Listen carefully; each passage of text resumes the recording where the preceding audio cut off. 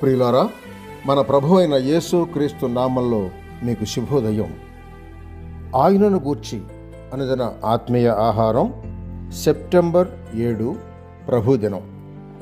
నేటి మన ధ్యాన లేఖనం తెస్సలోనికైలకు రాసిన మొదటి పత్రిక 5వ అధ్యాయం 23వ వచనం. సమాధానకర్తయగు దేవుడే మిమ్మును సంపూర్ణముగా పరిశుద్ధపరచునుగాక.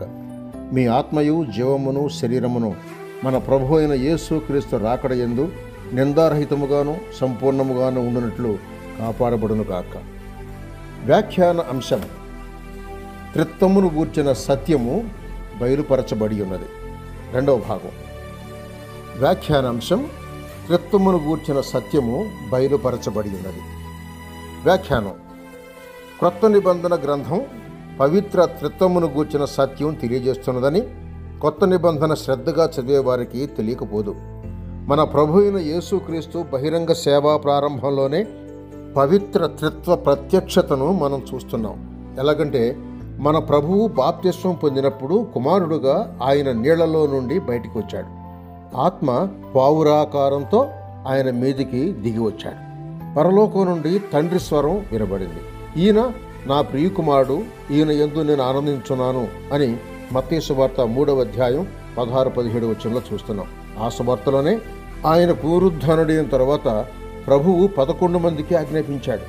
ఈ ఆజ్ఞలో ఆయన పరలోకమందును భూలోకమందును నాకు సర్వాధికారము ఇయ్యబడి ఉన్నది, కాబట్టి మీరు వెళ్ళి సమస్త జనులను శిష్యులుగా చేయుడి, తండ్రి యొక్కయు కుమారుని యొక్కయు పరిశుద్ధాత్మ యొక్కయు నామములోనికి వారికి బాప్తిస్మమిచ్చుచు అని చెప్పాను.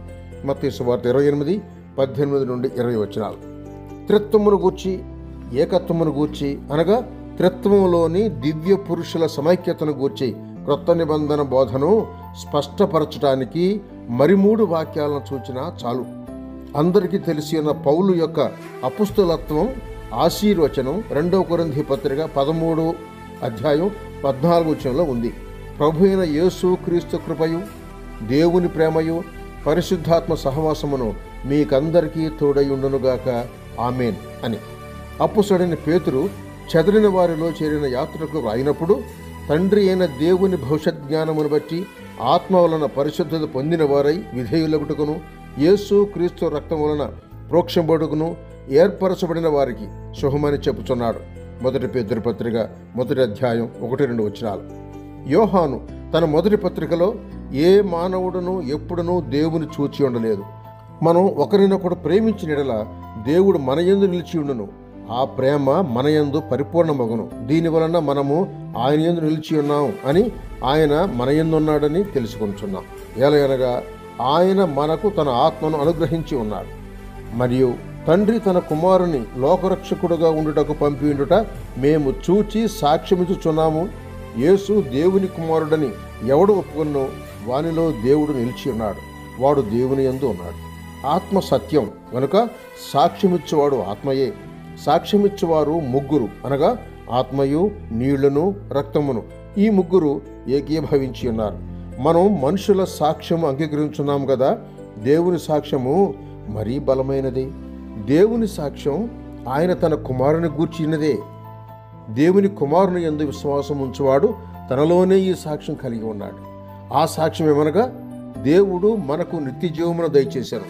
ఆ జీవము ఆయన కుమారుని యందు ఉన్నది. మొదటి యోహాను పత్రిక 4వ అధ్యాయం 13-15, 6వ అధ్యాయం 6-8, అలాగే 11 వచనాలు. పేరులు, పని, తండ్రి యొక్కయు కుమారుని యొక్కయు ఆత్మ యొక్కయు సాక్ష్యం సమైక్యమై త్రిత్వంలో దైవత్వంలో ఇమిడి ఉన్నారు అనుటకు, దైవత్వంలోని 3 దివ్య వ్యక్తులు అన్యోన్యత గలవారై ఉన్నారు అనుటకును ముఖ్యమైన నిరూపణ అయి ఉన్నది. దైవత్వం బహువచన రూపం. పవిత్ర త్రిత్వం తండ్రి కుమారుడు ఆత్మ 3లో ప్రతి ఒక్కరూ స్పష్టంగా ప్రత్యేకమైన పరమ వ్యక్తులుగా కనబడిన ఒక్కడే దేవుడు, దేవుడు ఒక్కడే అను బైబిల్ బోధ విస్పష్టము. అయినా ఈ సిద్ధాంత సత్యం మన చిన్న మనసుకు గొప్ప మర్మముగా ఉన్నది. సహోదరుడు ఎం. డేవిడ్సన్. శుభములతో వందనాలు.